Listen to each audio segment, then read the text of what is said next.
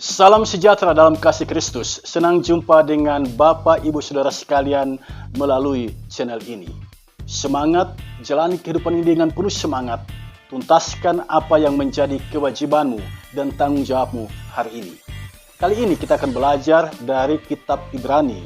Ibrani pasal 12 ayat 18 sampai ayat yang ke-29. Dalam sorotan tema mengucap syukur dengan cara yang berkenan.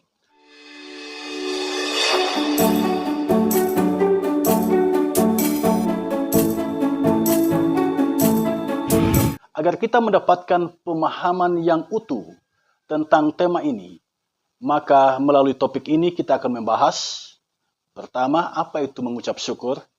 Yang kedua, mengapa kitab Ibrani mengangkat topik mengucap syukur. Yang ketiga, bagaimana cara mengucap syukur yang berkenan menurut kitab Ibrani. Yang keempat, apa pesan dan makna firman Tuhan bagi kita. Yang kelima, apa relevansinya dalam kehidupan bergereja. Sebelum kita membahas semuanya ini, mari kita berdoa. Ya Bapa, Allah yang Maha Kuasa, inilah kami anak-anak-Mu. Kami mengucap syukur Engkau Allah yang sungguh baik, menjaga, memelihara kami sampai detik ini. Kini kami anak-anak-Mu mau belajar dari firman-Mu. Tuntun kami semua dengan kuasa-Mu, agar kami mengerti firman-Mu dan dapat melaksanakan itu di sepanjang perjalanan kehidupan kami. Para pemirsa yang menonton video ini, Engkau kuduskan dan berkati ya Allah, biarlah firman Tuhan ini menjadi berkat bagi banyak orang. Di dalam nama Tuhan Yesus, kami persembahkan doa ini. Amin. Ibrani pasal 12 ayat 18 sampai ayat yang ke-29 dalam bingkai judul tanggung jawab yang berat. Sebab kamu tidak datang kepada gunung yang dapat disentuh dan api yang menyala-nyala, kepada kekelaman, kegelapan dan angin badai, kepada bunyi sangkakalah dan bunyi suara yang membuat mereka yang mendengarnya memohon supaya jangan lagi berbicara kepada mereka, sebab mereka tidak tahan mendengar perintah ini. Bahkan jika binatang pun yang menyentuh gunung, ia harus dilempari dengan batu. Dan sangat mengerikan pemandangan itu, sehingga Musa berkata, aku sangat ketakutan dan sangat gemetar. Tetapi kamu sudah datang ke Bukit Sion, ke kota Allah yang hidup, Yerusalem surgawi, dan kepada beribu-ribu malaikat, suatu kumpulan yang meriah. Dan kepada jemaat anak-anak sulung, yang namanya terdaftar di sorga, dan kepada Allah yang menghakimi semua orang, dan kepada roh-roh orang-orang benar yang telah menjadi sempurna, dan kepada Yesus pengantara perjanjian baru, dan kepada darah pemercikan yang berbicara lebih kuat daripada darah Habel. Jagalah supaya kamu jangan menolak Dia yang berfirman. Sebab jikalau mereka yang menolak Dia yang menyampaikan firman Allah di bumi tidak luput, apalagi kita jika kita berpaling dari Dia yang berbicara dari sorga. Waktu itu suaranya menggoncangkan bumi, tetapi sekarang Ia memberikan janji, satu kali lagi aku akan menggoncangkan bukan hanya bumi saja, melainkan langit juga. Ungkapan satu kali lagi menunjuk kepada perubahan pada apa yang dapat digoncangkan, karena ia dijadikan supaya tinggal tetap apa yang tidak tergoncangkan. Jadi, karena kita menerima kerajaan yang tidak tergoncangkan, marilah kita mengucap syukur dan beribadah kepada Allah menurut cara yang berkenan kepadanya dengan hormat dan takut. Sebab Allah kita adalah api yang menghanguskan.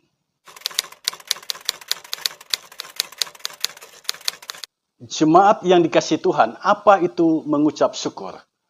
Kata mengucap syukur dalam teks Ibrani pasal 12 ayat yang ke-28 diterjemahkan dari sebuah kata dalam bahasa Yunani charis. Charis diterjemahkan syukur. Mengucap syukur charis. Nah, kata charis ini bisa juga diterjemahkan kasih karunia. Dari sini jelas mengucap syukur merupakan tindakan manusia menyatakan terima kasihnya kepada Allah atas kasih karunia yang telah Allah nyatakan, yaitu keselamatan. Keselamatan itu telah terjadi ketika manusia percaya kepada Yesus Kristus, menerima Yesus sebagai Tuhan dan Juru Selamatnya. Itulah kasih karunia Allah. Setiap orang yang beriman kepada Yesus Kristus, dia sesungguhnya sedang mengalami kasih karunia Allah. Keselamatan itu sesuatu yang mahal, dan karena itu umat Allah menyatakan syukur atasnya. Keselamatan itu tidak bisa ditukar dengan emas. Keselamatan itu tidak bisa ditukar dengan uang yang banyak. Tidak bisa. Keselamatan itu sangat mahal. Dan keselamatan itu adalah kasih karunia Allah. Dan karena itu adalah kasih karunia Allah, maka kita mengucap syukur kepada Allah. Kata mengucap syukur dalam bacaan kita itu terdapat dalam ayat yang ke-28.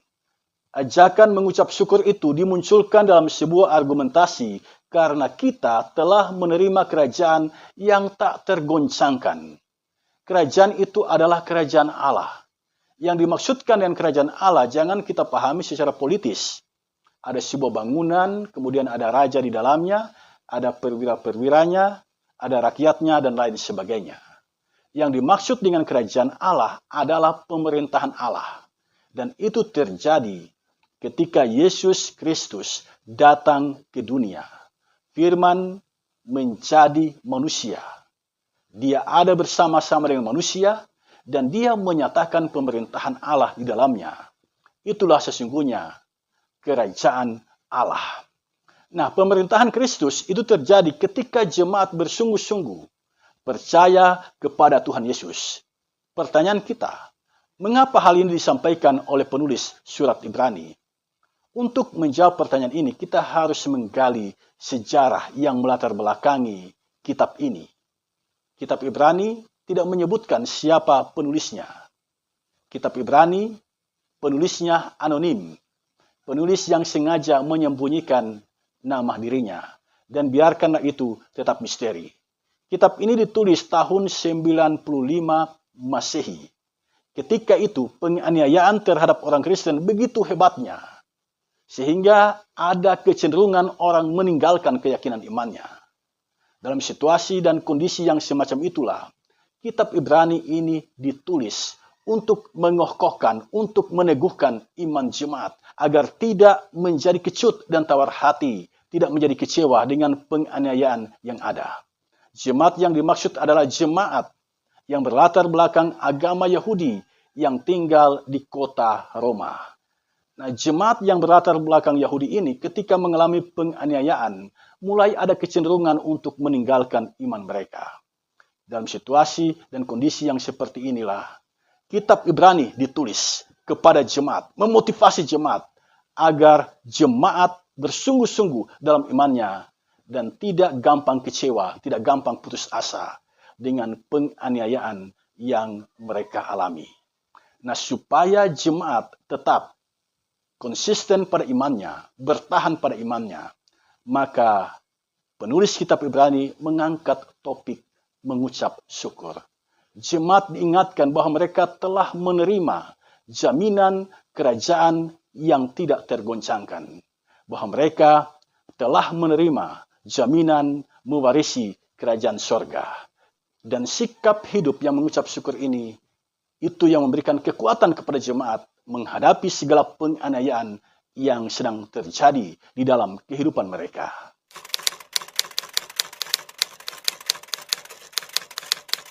Nah, sekarang mari kita menukik lebih dalam lagi, bagaimanakah mengucap syukur dengan cara yang berkenan menurut kitab Ibrani. Untuk menjawab pertanyaan ini, tidak ada pilihan lain selain kita menggali teks bacaan kita saat ini, Ibrani pasal 12 ayat 18 sampai ayat yang ke-29. Saya membagi teks ini dalam 3 bagian besar. Yang pertama, perhatikan ayat 18 sampai ayat yang ke-21. Di sini digambarkan pemandangan yang mengerikan, pemandangan yang membuat umat gemetar, pemandangan yang membuat pemimpin mereka yang bernama Musa juga gemetar. Nah, ini adalah peristiwa sejarah ketika Tuhan Allah menjumpai umat di Gunung Sinai. Dan ini dicatat di dalam kitab Keluaran pasal 19, ayat 16 sampai ayat yang ke-22, dan Keluaran pasal 20, ayat 18 sampai ayat yang ke-22.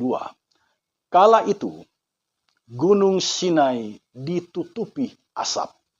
Ada suara guru mengguntur, kilat sambung menyambung, awan padat, dan bunyi sangkakala yang sangat keras di gunung itu. Semuanya itu ada tanda bahwa Allah telah hadir di tengah-tengah umat. Allah hadir di gunung itu.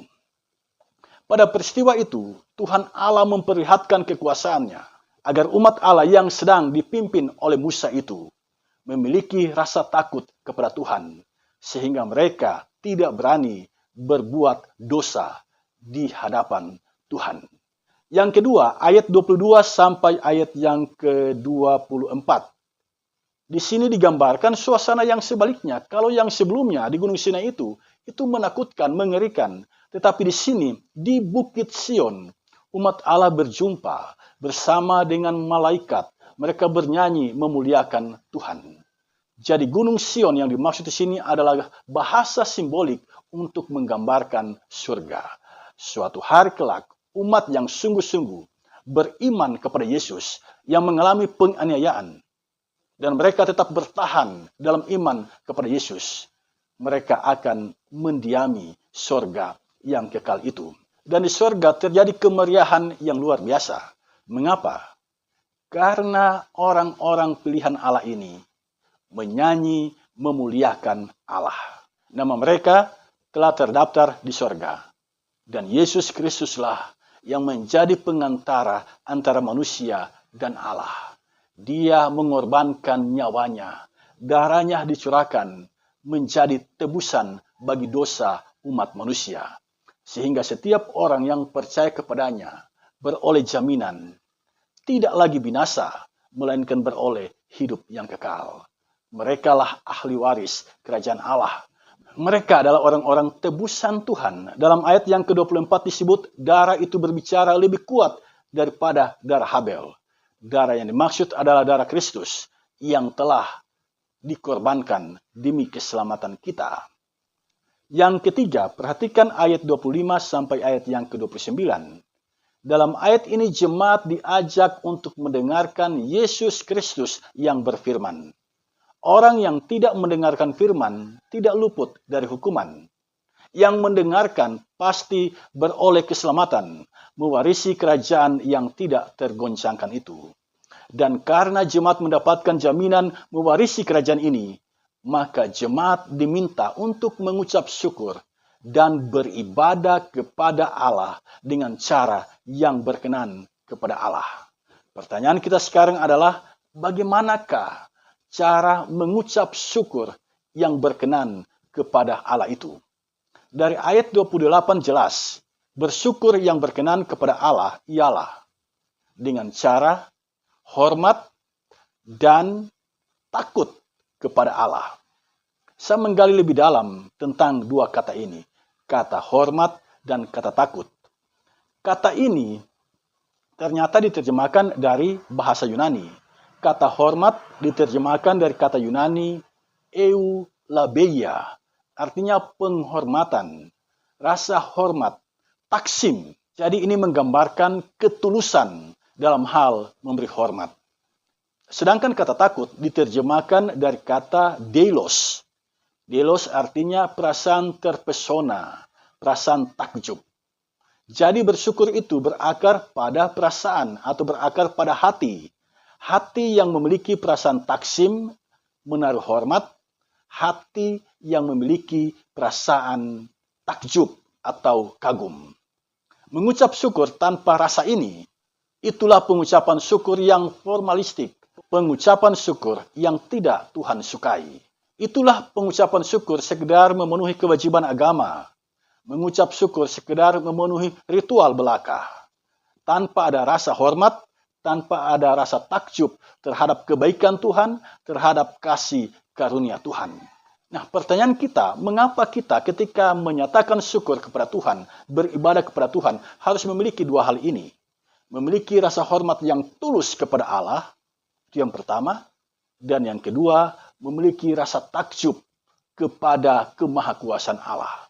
Mengapa perasaan ini harus ada pada kita? Perhatikan ayat 29.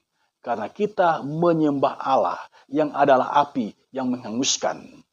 Api adalah simbol untuk kecemburuan.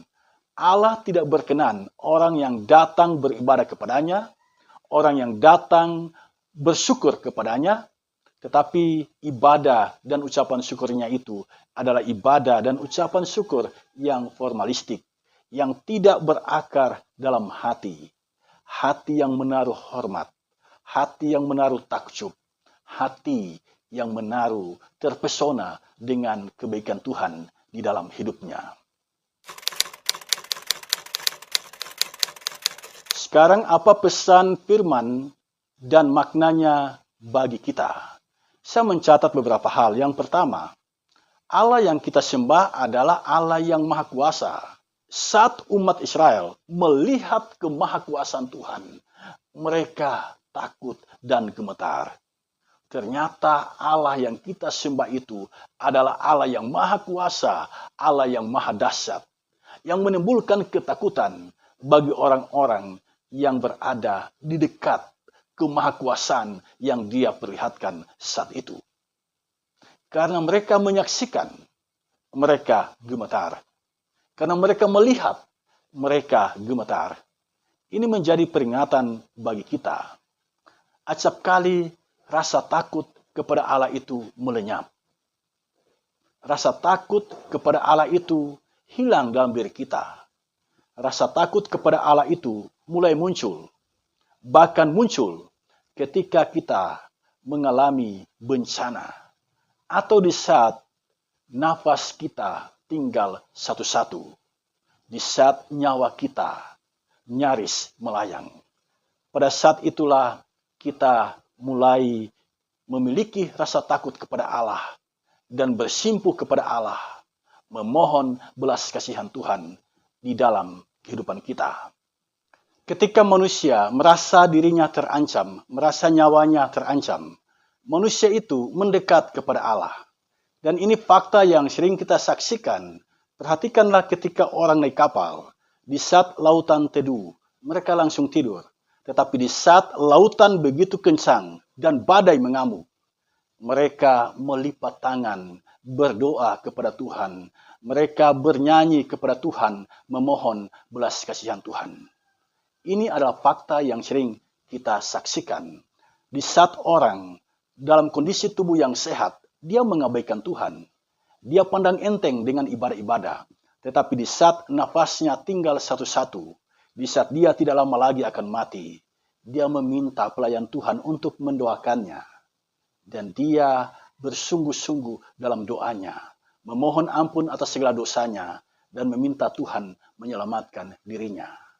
Dalam sekejap, dia menjadi makhluk yang spiritual, makhluk yang begitu dekat dengan Tuhan.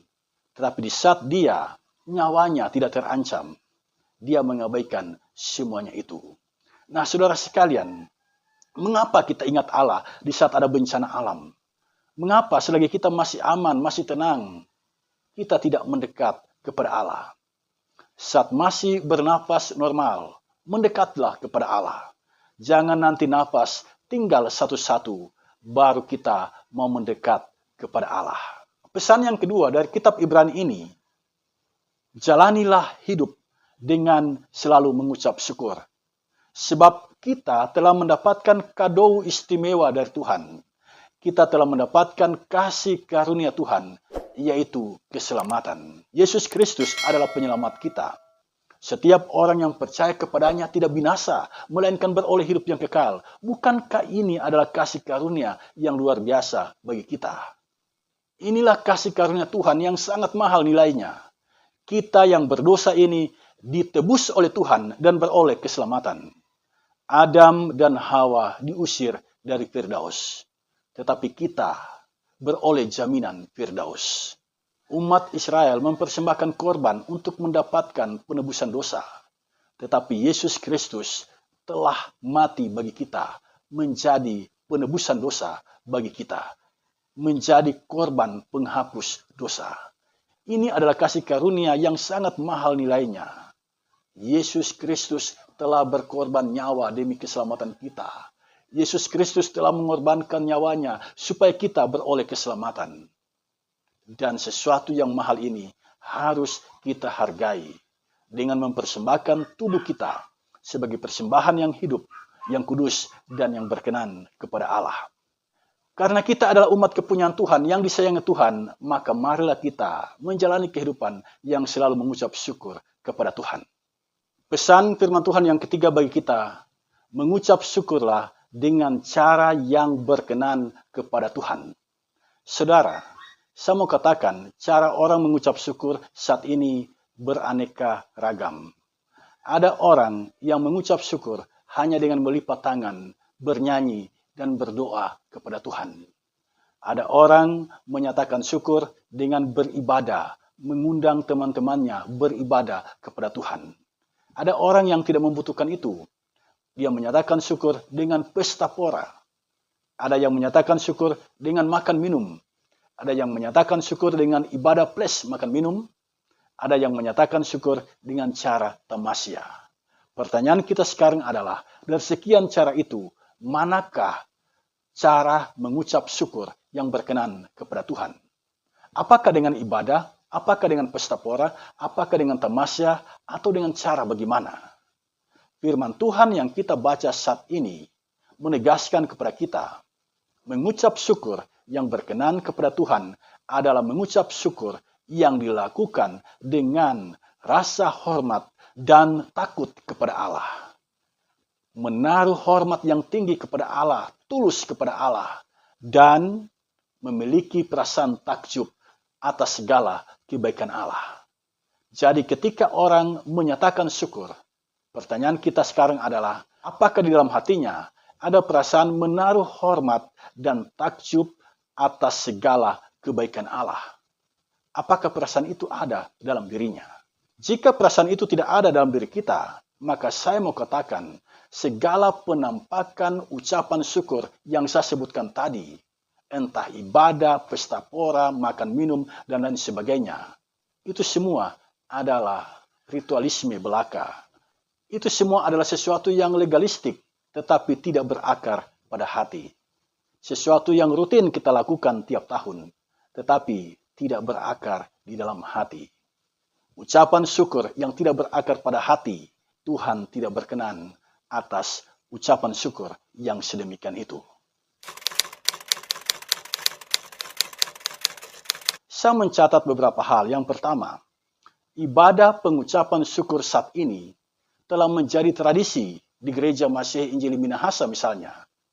Sebagai gereja, tugas kita adalah membekali warga jemaat menyatakan syukur dengan cara yang berkenan kepada Allah.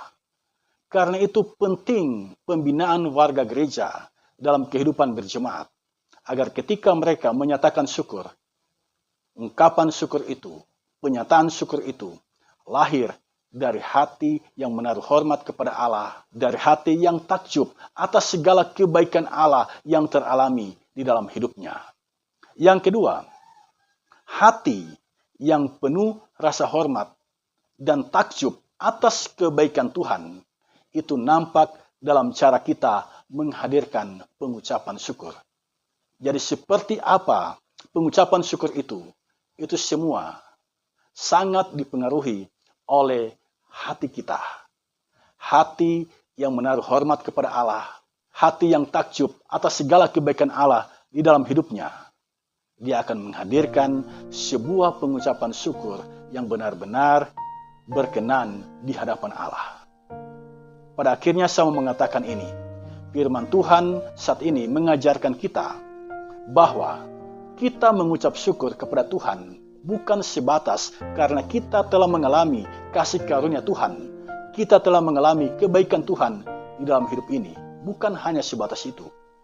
Kita mengucap syukur kepada Allah agar kita bertumbuh menjadi pribadi yang baik, agar kita bertumbuh menjadi pribadi yang sungguh-sungguh berkenan di hadapan Tuhan, agar kita dapat merasakan kebahagiaan menjalani kehidupan di dunia ini. Mengucap syukurlah senantiasa, karena Tuhan itu baik di dalam kehidupan kita. Mengucap syukurlah senantiasa, karena dengan mengucap syukur, kita akan bertumbuh menjadi pribadi yang baik dan kita mengalami kebahagiaan di dalam menjalani kehidupan di dunia ini. Tuhan memberkati kita. Amin.